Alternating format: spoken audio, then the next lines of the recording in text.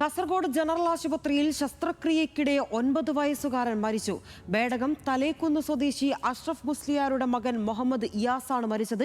ചികിത്സാ പിഴവിനെ തുടർന്നാണ് കുട്ടി മരിച്ചതെന്ന് ബന്ധുക്കൾ ആരോപിച്ചു.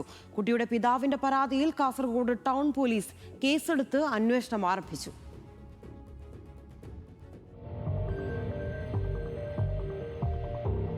കുണ്ടംകുഴി ഗവൺമെന്റ് സ്കൂളിലെ 4ാം ക്ലാസ് വിദ്യാർത്ഥിയും ബേഡകം തലേക്കുന്ന് സ്വദേശി അഷ്റഫ് മുസ്ലിയാരുടെ മകനുമായ 9 വയസ്സുകാരൻ മുഹമ്മദ് ഇയാസാണ് ശസ്ത്രക്രിയയ്ക്കിടെ മരണപ്പെട്ടത്. ഉദരസംബന്ധമായ അസുഖത്തെ തുടർന്ന് ചികിത്സയ്ക്കായി ആശുപത്രിയിൽ പ്രവേശിപ്പിച്ച കുട്ടിയെ ബുധനാഴ്ച രാവിലെയാണ് ശസ്ത്രക്രിയയ്ക്ക് വിധേയമാക്കിയത്. ശസ്ത്രക്രിയയ്ക്കായി കുട്ടിക്ക് ജനറൽ അനസ്തേഷ്യ നൽകിയ ശേഷമാണ് നടപടികൾ ആരംഭിച്ചത്.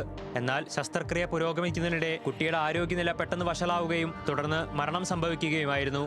കുട്ടി മരണപ്പെട്ടതിനു ശേഷം മാത്രമാണ് ആശുപത്രി അധികൃതർ വിവരം തങ്ങളെ അറിയിച്ചതെന്നും ശസ്ത്രക്രിയയ്ക്കിടെ എന്താണ് സംഭവിച്ചെന്ന കാര്യത്തിൽ കൃത്യമായ വിശദീകരണം നൽകാൻ ഡോക്ടർമാർ തയ്യാറായിട്ടില്ലെന്നും പിതാവ് അഷ്റഫ് ആരോപിക്കുന്നു. കഴിഞ്ഞ ആഴ്ച വന്നപ്പോൾ പറഞ്ഞിരുന്നു ആർക്ക് താഴെ കൊടുത്താൽ മതി, ഫുള്ള് കൊടുക്കണ്ട, ആരോഗ്യമുണ്ട് കുട്ടിക്ക്, അതുകൊണ്ട് വിഷയമില്ല എന്ന് പറഞ്ഞു. അപ്പോൾ ഇന്നാണ് ഡേറ്റ് തന്നത്. അപ്പോൾ അനസ്തേഷ്യ ചെയ്യുമ്പോൾ ഡോക്ടർ പറഞ്ഞിരുന്നു, ഞാൻ പറഞ്ഞു ആർക്ക് താഴെ ചെറുത് അനസ്തേഷ്യ ചെയ്ത് ചെയ്യാൽ മതി, ഫുള്ള് വേണമെന്നില്ല.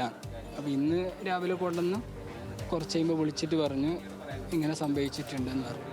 മരണകാരണം സംബന്ധിച്ച കൃത്യമായ വിവരങ്ങൾ പോസ്റ്റ്മോർട്ടം റിപ്പോർട്ടും ആരോഗ്യവകുപ്പിന്റെ ഉന്നതതല അന്വേഷണവും പൂർത്തിയായ ശേഷമേ വ്യക്തമാകൂ. പിതാവിന്റെ പരാതിയിൽ കാസർഗോഡ് ടൗൺ പോലീസ് കേസെടുത്ത് അന്വേഷണം ആരംഭിച്ചു. അനസ്തീഷ്യ നൽകിയ ഡോക്ടറെ പോലീസ് ചോദ്യം ചെയ്തു.